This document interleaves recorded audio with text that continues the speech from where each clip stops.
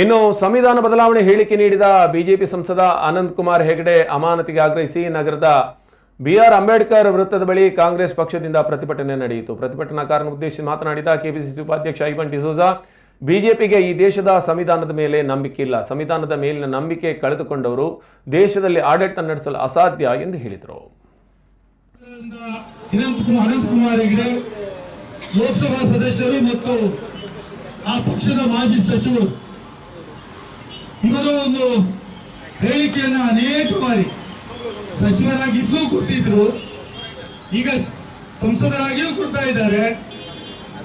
ಅವರು ಮಾತ್ರ ಅಲ್ಲ, ಅವರ ಪಕ್ಷದ ಇತರ ನಾಯಕರುಗಳು ಕೂಡ ಸತತವಾಗಿ ಈ ದೇಶದ ಸಂವಿಧಾನವನ್ನ ನಾವು ಬದಲಾವಣೆ ಮಾಡ್ತೇವೆ,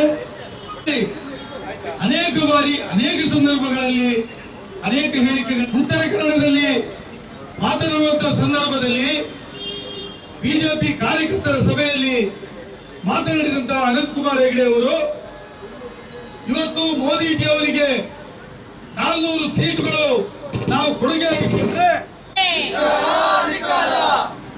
ಈ ಒಂದು ಸಂದರ್ಭದಲ್ಲಿ ಬಿಜೆಪಿಗೆ 400 ಸೀಟ್ಗಳನ್ನ